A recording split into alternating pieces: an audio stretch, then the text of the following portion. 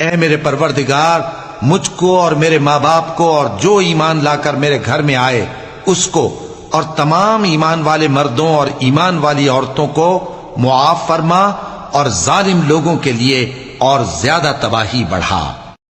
اے پیغمبر صلی اللہ علیہ وآلہ وسلم، کہہ دو کہ اے کافرو، جن بتوں کو تم پوجتے ہو ان کو میں نہیں پوجتا، اور جس معبود کی میں عبادت کرتا ہوں اس کی تم عبادت نہیں کرتے، اور میں پھر کہتا ہوں کہ جن کی تم پرستش کرتے ہو ان کی میں پرستش کرنے والا نہیں ہوں، اور نہ تم اس کی بندگی کرنے والے معلوم ہوتے ہو جس کی میں بندگی کرتا ہوں۔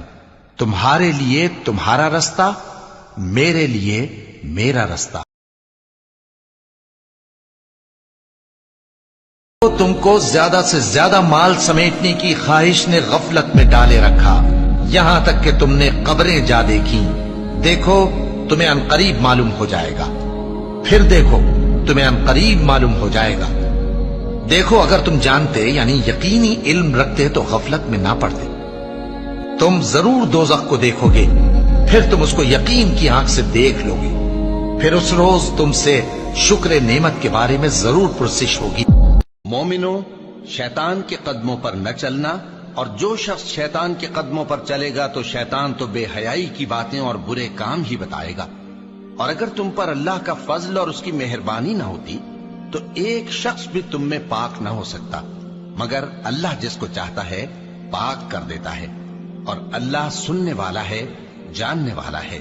اور اس سے پہلے کہ تم پر عذاب آ واقع ہو، اپنے پروردگار کی طرف رجوع کرو اور اس کے فرما بردار ہو جاؤ، پھر تم کو مدد نہیں ملے گی۔ اور اس سے پہلے کہ تم پر ناگہاں عذاب آ جائے اور تم کو خبر بھی نہ ہو، اس نہایت اچھی کتاب کی جو تمہارے پروردگار کی طرف سے تم پر نازل ہوئی ہے پیروی کرو، کہ مبادا اس وقت کوئی متنفس کہنے لگے کہ ہائے ہائے، اس تفسیر پر افسوس ہے جو میں نے خدا کے حق میں کی اور میں تو ہنسی ہی کرتا رہا، یا یہ کہنے لگے کہ اگر خدا مجھ کو ہدایت دیتا تو میں بھی پرہیزگاروں میں ہوتا، یا جب عذاب دیکھ لے تو کہنے لگے کہ اگر مجھے پھر ایک دفعہ دنیا میں جانا ہو تو میں نیکوکاروں میں ہو جاؤں۔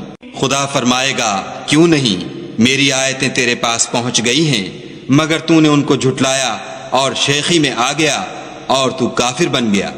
اور جو لوگ تم میں سے مر جائیں اور عورتیں چھوڑ جائیں تو وہ عورتیں 4 مہینے اور 10 دن اپنے آپ کو روکے رہیں، اور جب یہ عدت پوری کر چکیں اور اپنے حق میں پسندیدہ کام یعنی نکاح کر لیں تو تم پر کچھ گناہ نہیں، اور اللہ تمہارے سب کاموں سے واقف ہے۔ اور ان کے دلوں سے غصہ دور کرے گا، اور اللہ جس پر چاہے گا توجہ فرمائے گا، اور اللہ سب کچھ جانتا ہے، حکمت والا ہے۔ کیا تم لوگ یہ خیال کرتے ہو کہ بے آزمائش چھوڑ دیے جاؤ گے؟ اور ابھی تو اللہ نے تم میں سے ایسے لوگوں کو پرکھا ہی نہیں جنہوں نے جہاد کیا، اور اللہ اور اس کے رسول اور مومنوں کے سوا کسی کو دلی دوست نہیں بنایا، اور اللہ تمہارے سب کاموں سے واقف ہے۔ مشرکوں کا کام نہیں کہ اللہ کی مسجدوں کو آباد کریں جبکہ وہ اپنے آپ پر کفر کی گواہی دے رہی ہوں۔ ان لوگوں کے سب اعمال بیکار ہیں اور وہ ہمیشہ دوزخ میں رہیں گے۔ اللہ کی مسجدوں کو تو وہ لوگ آباد کرتے ہیں جو اللہ پر اور روز قیامت پر ایمان لاتے اور نماز پڑھتے اور زکوٰۃ دیتے ہیں، اور اللہ کے سوا کسی سے نہیں ڈرتے۔ یہی لوگ امید ہے کہ ہدایت یافتہ لوگوں میں سے ہوں۔ اور ابراہیم نے اپنے بیٹوں کو اسی بات کی وصیت کی، اور یعقوب نے بھی اپنے فرزندوں سے یہی کہا کہ اے میرے بیٹو، اللہ نے تمہارے لیے یہی دین پسند فرمایا ہے، تو مرنا تو مسلمان ہی مرنا۔ جس وقت یعقوب وفات پانے لگے تو کیا تم اس وقت موجود تھے جب انہوں نے اپنے بیٹوں سے پوچھا کہ میرے بعد تم کس کی عبادت کرو گے؟